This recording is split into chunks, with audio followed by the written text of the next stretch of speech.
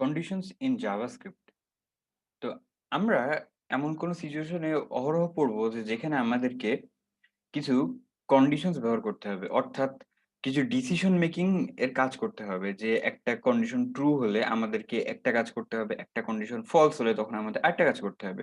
যেমন প্রিভিয়াস লেকচারে আমি বলেছিলাম যে কোন একটা জায়গায় ধরুন আ একটা এন্ট্রান্স গেট বসানো আছে। তো সেখান থেকে তারাই পাস করতে পারবে যাদের হাইট আ অ্যাবভ 6 ফিট এবং ওয়েট অ্যাবভ 60 কিলোস। তো যদি কেউ সেই আ কন্ডিশনটা ফুলফিল করে তো তাহলেই সে এন্ট্রি পয়েন্ট পাস করতে পারবে। আদারওয়াইজ সে এন্ট্রি পয়েন্ট পাস করতে পারবে না। তাকে বাসায় ফিরে যেতে হবে। তো এই যে একটা কন্ডিশন ফুলফিল করলে একটা কাজ করছি, একটা কন্ডিশন ফুলফিল না করলে আরেকটা কাজ করছি। তো এইটাই হচ্ছে বেসিক্যালি কন্ডিশনস। তো আরো একটা উদাহরণ দেওয়া যেতে পারে যে আপনি ধরুন কোথাও লগইন করলেন তো তখন আপনার ইউজার নেম এবং পাসওয়ার্ড দিতে হয় Facebook এ লগইন করার ক্ষেত্রে। তো সেক্ষেত্রে কি হবে? যে Facebook এর ডেটাবেস থেকে চেক করবে Facebook এর সার্ভার যে আপনার ইউজার নেম কোনো ইউজার আছে কিনা এবং সেই ইউজার নেমের পাসওয়ার্ডটা আপনি যেই পাসওয়ার্ড টাইপ করছেন সেটার সাথে সেম কিনা। যদি সেম হয় তো আপনি লগইন করতে পারবেন, আপনার নিউজ ফিড দিতে পারবেন। যদি সেম না হয়, যদি ফলস হয় তো তখন হচ্ছে আপনাকে আবার হোম পেজে নিয়ে যাওয়া হবে বলবে যে রং পাসওয়ার্ড সামথিং। তো এইগুলোই করা হয় আসলে কন্ডিশনস দিয়ে। তো হ্যালো ভিউয়ার্স, আমি Mohammad Shahriar Kabir from kind academy এবং আজকের সেশনে আমরা জাভাস্ক্রিপ্ট এর কন্ডিশনস এর ব্যাপারটা জানবো। তো ভিডিওটি শুরু করার আগে আপনি আমাদের নতুন দর্শক হয়ে থাকলে অবশ্যই আমাদের চ্যানেলকে সাবস্ক্রাইব করুন এবং আমাদের লেটেস্ট আপডেট পেতে বেল আইকনে ক্লিক করতে ভুলবেন না। তো শুরু করা যাক। তো আজকের সেশনে এজেন্ডা কি? আজকের সেশনে আমরা কন্ডিশন সম্বন্ধে জানবো। এরপর আমরা জানবো ইফ এলস ইফ ল্যাডার সম্বন্ধে এবং জানবো সুইচ কেস সম্বন্ধে। এবং অবশ্যই সেগুলোকে নিয়ে প্রত্যেকটাকে নিয়ে গিয়ে আমরা এক্সপেরিমেন্টও করব। ১ম এ আসি কন্ডিশন। তো যখনই আমাদেরকে কি করতে হয় যে যখন কোন ডিসিশন মেকিং এর কাজটা করতে হয়, তো তখন আমাদেরকে কিছু ক্রাইটেরিয়া রাখতে হয়। যে এই ক্রাইটেরিয়াটা যদি আমাদের কারেন্ট সিচুয়েশন ফুলফিল করে, তো তখন সে এক তাকে নিয়ে আমরা একটা কাজ করব। সে যদি সেই আ ক্রাইটেরিয়া ফুলফিল না করে, তখন চাইলে আমরা অন্য একটা ক্রাইটেরিয়া দিয়ে দেখতে পারি যে সে এইটা ফুলফিল করে কিনা। তো তাহলে আমরা সেইটাকে নিয়ে কাজ করব। আদারওয়াইজ এরকম করে চলতে পারে। অথবা আমরা বলতে পারি যে সে যদি একটা ক্রাইটেরিয়া যদি ফুলফিল না করে, তো তখন আমরা সে এ তখন তাকে দিয়ে আমরা অন্য একটা কাজ করব। আমরা আর কোন ফার্দার ক্রাইটেরিয়া চেক করব না। It's up to us. But intuition টা হচ্ছে যে আমরা জাস্ট ক্রাইটেরিয়া দিয়ে চেক করব যে সে এই ক্রাইটেরিয়াটা ফুলফিল করে কিনা। ফুলফিল করলে একটা কাজ করব, ফুলফিল না করলে দেন ফার্দার আমরা যা ইচ্ছা করতে পারি। চাইলে এক্সট্রা ক্রাইটেরিয়া আনতে পারি, চাইলে নাও আনতে পারি। সমস্যা না। ওকে। স্টেপস। এখন একটা কন্ডিশনের স্টেপ গুলা কি, কি? তো ১ম এ আমাদের লাগবে একটা ক্রাইটেরিয়া চেক করার জন্য যে একটা ব্লক থাকা লাগবে যেখানে আমরা আমাদের কারেন্ট সিচুয়েশন টা একটা ক্রাইটেরিয়ার সাথে কম্পেয়ার করব। যদি দেখা যায় যে কম্পেয়ার করে আমরা ট্রু পাচ্ছি। আমরা কম্প্যারিজন অপারেটর গত লেকচারে আমরা জেনেছি যে যদি আমরা সেই কম্প্যারিজন অপারেটর দিয়ে দেখি যে না আসলে ট্রু আসছে আমাদের অর সামহাট ট্রু আসছে আমাদের কোন একভাবে লজিক্যাল অপারেশন এর মাধ্যমে। তো তখন আমাদের কি করতে হবে? তখন আমরা যে ট্রু ব্লক তার মধ্যে আমরা যাবো। যদি তা না হয়, যদি ফুলফিল না করে তাহলে ফলস ব্লক। তো সেটাই আমাদের কাজ করবে। এটা তো আমাদের কমন ইনটুইশন। আচ্ছা। এবার আসি ইফ এলস ব্লকে। ইফ এলস এ কি হয় আসলে? তো ইফ এলস হচ্ছে খুবই ইনটুইটিভ একটা মানে সহজবোধ্য একটা জিনিস। যে যেখানে আমাদের কন্ডিশন ফুলফিল করলে আমরা একটা কাজ করব, ফুলফিল না করলে তখন আমরা একটা কাজ করব। ফুলফিল করলে আমরা ট্রু ব্লকে যাব। ফুলফিল না করলে তখন আমরা অ্যাডিশনাল কিছু ক্রাইটেরিয়া দিয়ে চেক করব যে সে এইটা ফুলফিল করে কিনা। এভাবে আমরা কাজ করতে পারি এই ইফ এলস এর মাধ্যমে। তো ইফ এলস এর আমরা স্ট্রাকচারটা দেখি। এটা হচ্ছে স্ট্রাকচার যে ইফ তার মধ্যে যদি ১ম কন্ডিশনটা যদি ট্রু হয় তো তাহলে আমরা সার্টেন একটা টাস্ক করব। আচ্ছা, ২য় কন্ডিশন যদি ট্রু হয় তাহলে আমরা যদি ১ম কন্ডিশন যদি ট্রু না হয়, তাহলে ২য় কন্ডিশনে আসবো। কারণ আমরা এলস ইফ লিখেছি। যদি এইটা হয়, অন্যথায় যদি এইটা হয়, এটা বেসিক্যালি এর মানে হচ্ছে এটাই দাঁড়ায়। হ্যাঁ? তো যদি এইটা হয় তাহলে একটা কাজ করব। অন্যথা যদি আরেকটা হয় তাহলে আমরা আরেকটা কাজ করব। অন্যথায় যদি কোনটাই যদি ফুলফিল না হয় তাহলে আমরা আরেকটা কাজ করব। এই যে একটা, সেটা না হলে আরেকটা, সেটা না হলে আরেকটা, এভাবে একটার পর একটা যে রাখা আছে এটাই হচ্ছে ইফ এলস ইফ ল্যাডার। আচ্ছা।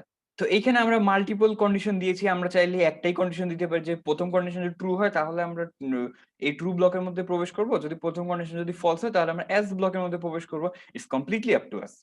ওকে, তো এটা আমরা কি করব? এটা এখন আমরা ভিজুয়াল স্টুডিও কোডে আমরা এটা কোড করে দেখব যে আমরা আসলে কি রকম কি পাচ্ছি। তো আমি আমার ভিজুয়াল স্টুডিও কোডটা ওপেন করি। অলরাইট। তো আমরা ভিজুয়াল স্টুডিও কোডটা ওপেন করেছি এবং পাশে আমাদের ব্রাউজারও ওপেন আছে এবং আমরা জানি যে আমরা লাইভ সার্ভার ব্যবহার করছি ভিজুয়াল স্টুডিও কোডের। তো এবার আমরা ইফ এলস ইফ এর ব্যাপারটা দেখব। তো আমরা কি করব? আমরা লিখব যে var x = 6। আচ্ছা, আমরা যে ১ম কন্ডিশন যেটা বলছিলাম যে var height = 7, var weight = 70। তো আমরা বলব যে if height > 6 and weight > 70, document.write you shall pass, else এটা আমরা কপি করি, you shall not pass। Run করলাম you shall pass। তো এইখানে ভিতরে কি হচ্ছে আসলে? আচ্ছা, এখানে ব্যাপারটা আমরা জানি। তো height > 6 and weight > 70, এটা যখন ট্রু হচ্ছে তখনই আমরা এই কন্ডিশনের ভিতরে প্রবেশ করছি। তো এটা ট্রু হচ্ছে কি ফলস হচ্ছে সেটা আমরা কিভাবে বুঝবো? তো এটা আমরা লাস্ট সেশনে দেখিয়েছিলাম। তো আমরা আরেকবার একটু দেখি যে এটা কপি করে এটা আমরা যদি document.write লিখি, document.write এবং এটা আপাতত মুছে দিই, সেভ। দেখতে পাচ্ছি আমরা ট্রু হচ্ছে। অর্থাৎ এই কন্ডিশনটা ট্রু। এই যে কম্প্যারিজন অপারেটর এইটাও ট্রু রিটার্ন করছে এবং এইটাও ট্রু রিটার্ন করছে। তা না হলে যে ২ টা লজিক্যাল এন্ড আছে, ২ টা লজিক্যাল এন্ড তখনই ট্রু রিটার্ন করে যখন একটা লজিক্যাল এন্ড তখনই ট্রু রিটার্ন করে যখন ২ টা লজিক্যাল অপারেশনই আমরা ট্রু রিটার্ন করে। তো এইখানে আমরা ট্রু পাচ্ছি বিধায় আমরা আল্টিমেটলি ট্রু পাচ্ছি বা ওভারঅল। দ্যাটস ওয়াই আমরা যদি প্রিভিয়াস লাইনে ফিরে আসি তো এখানে আমরা দেখতে পাচ্ছি এটা যেহেতু ট্রু হচ্ছে তাহলে আমরা এই কন্ডিশনে প্রবেশ করছি। আচ্ছা, যদি আমরা আরেকটা কন্ডিশন এড করতে চাই তো তখন আমরা লিখব else if এটা আ 70 না দিয়ে আমরা যদি লিখি 60 এবং 6 না লিখে আমরা যদি লিখি 5 এবং আমরা যদি লিখি 65, তো তখন আমাদের কি হবে? you shall also pass। আচ্ছা, আমরা you shall also pass লিখে দিই। এই যে আমরা you shall also pass এটা পেয়েছি। অর্থাৎ এইটা চেক হয়েছে দেন এইখানে আসছে। ওকে। তো এটা আমরা বুঝলাম যে আচ্ছা, এবার আরেকটা ব্যাপার হচ্ছে যে যদি if else if না দিয়ে যদি শুধু if দিতাম তাহলে কি হতো? তাহলে এইটা আসার পরে কি এখানে আসতো? যদি আমাদের কন্ডিশনটা যদি এমন হতো যে 77 এরকম দিলাম। তাহলে আমরা আইডিয়ালি বলতে পারছি যে এইখানে আসছে। কিন্তু দেখতে পাচ্ছেন যে আমরা ২ টাই প্রিন্ট হয়েছে। আসলে এখানে হচ্ছেটা কি? আসল ব্যাপারটা হচ্ছে যে আমাদের 7 এবং 77 পাওয়ার ফলে কি হচ্ছে? এই কন্ডিশন তো ট্রু হচ্ছেই। সেই সাথে আমরা তো বলিনি যে এই কন্ডিশন ফলস হলে আমরা কি করব? তাই আ এই কন্ডিশন যেহেতু ট্রু হচ্ছে, এরপরে এই ইফ এর সাথে এই ইফ এর কোন সম্পর্ক নেই। তাই এই ইফ এর মধ্যে প্রবেশ করে এই কাজটা হয়ে যাওয়ার পরে এই ইফ এর মধ্যেও এই ক্রাইটেরিয়া চেক করছে। যেহেতু এই ক্রাইটেরিয়াটাও ট্রু হচ্ছে তাই এইটাও হচ্ছে প্রিন্ট হচ্ছে এর ভিতরে। তাই আমরা দেখতে পাচ্ছি ইউ শাল অলসো পাস এটাও লেখা আসছে। এবং তারপর যে এই ইফ এর সাথে যে একটা এলস আছে সেটা প্রিন্ট হচ্ছে। তো এই এলসটা এই ইফ এর সাথে অ্যাসাইন্ড হয়ে গেছে। দ্যাটস ওয়াই এটা ইফ এলস ইফ ল্যাডার হলো না। তাই আমরা কি করব? আমরা এলস ইফ স্টে করব। তাই আমরা লিখব else if height > 5 and weight এটা, তখন আমরা ইউ শাল পাস আসবে। যদি আমি লিখি 67 ইউ শাল অলসো পাস। তো এটা হচ্ছে যে ইফ এলস ইফ এর একটা খুবই বেসিক একটা স্ট্রাকচার। তো এটাই আমরা ইউজ করি ইফ এলস ইফ এর ক্ষেত্রে, ইফ এলস ইফ ল্যাডার এর ক্ষেত্রে। তো এবার আমরা আমাদের লেকচারে ফিরে আসি। অলরাইট। তো আমরা ইফ এলস ইফ এর ব্যাপারটা দেখলাম। এবার আরেকটা আছে সুইচ কেস। সুইচ কেস কি? সুইচ কেসে এটা অনেকটা সুইচের মতোই যে একটা সুইচ হয় অন থাকবে অথবা অফ থাকবে। এবং যদি অন থাকে তাহলে লাইট জ্বলবে, যদি সুইচ অফ থাকে তাহলে লাইট জ্বলবে না। তো এরকমই সুইচ ধরুন একটা সুইচের স নরমাল একটা সুইচের ২ টা স্টেট থাকে। তো এমন একটা সুইচ ধরুন যে যেখানে একাধিক স্টেট আছে।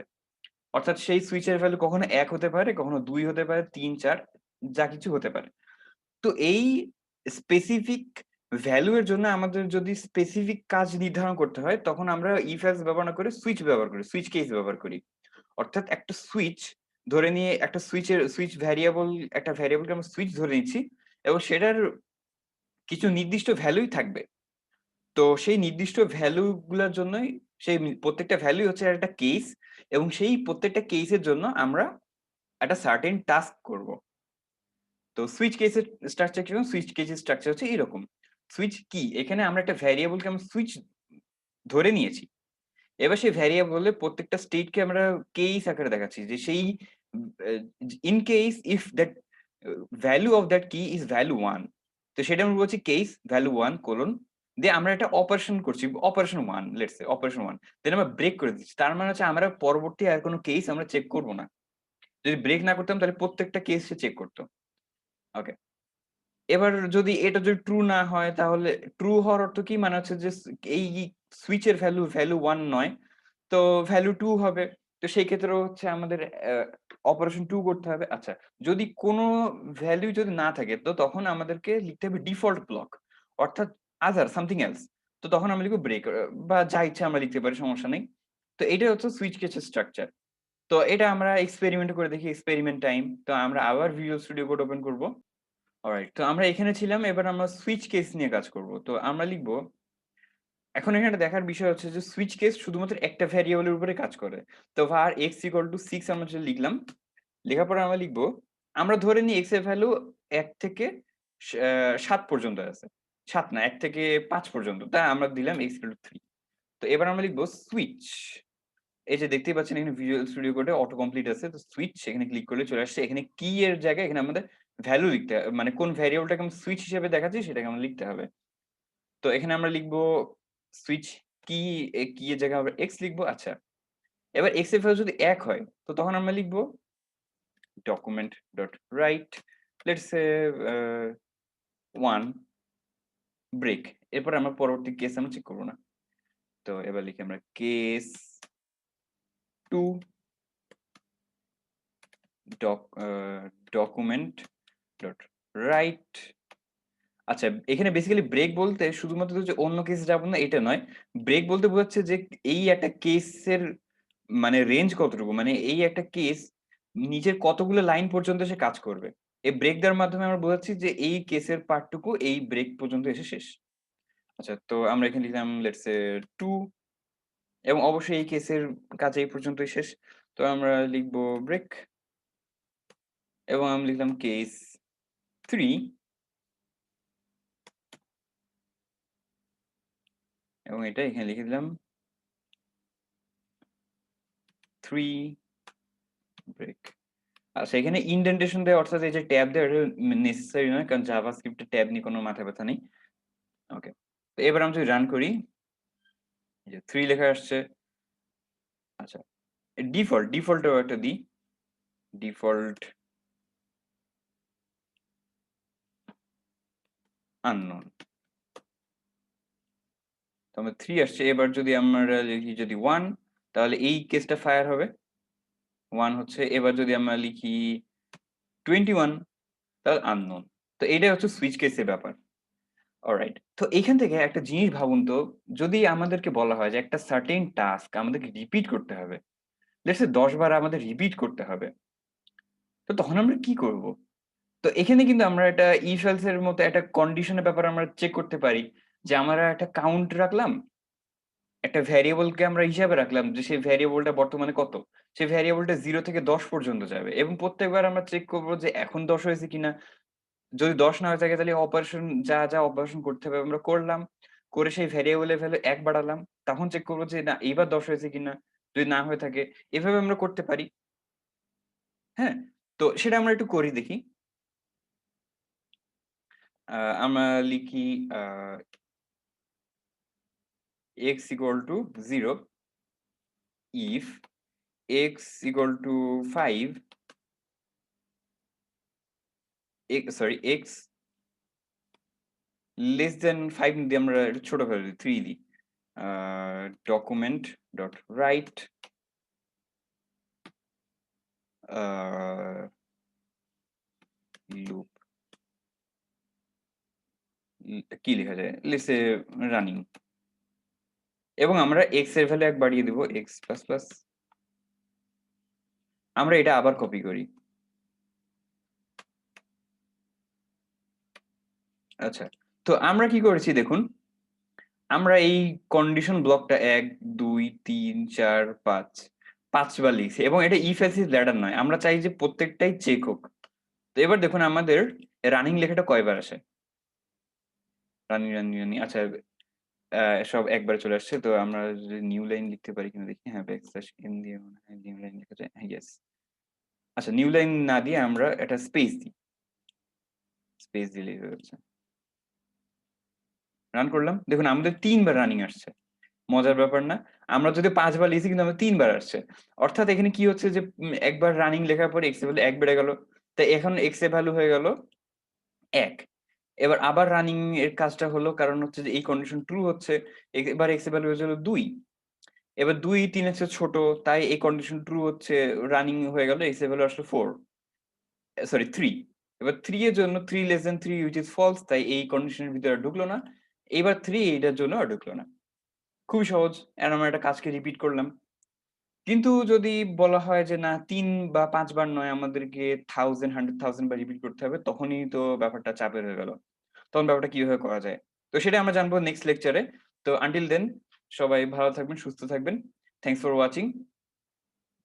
আল্লাহ হাফেজ।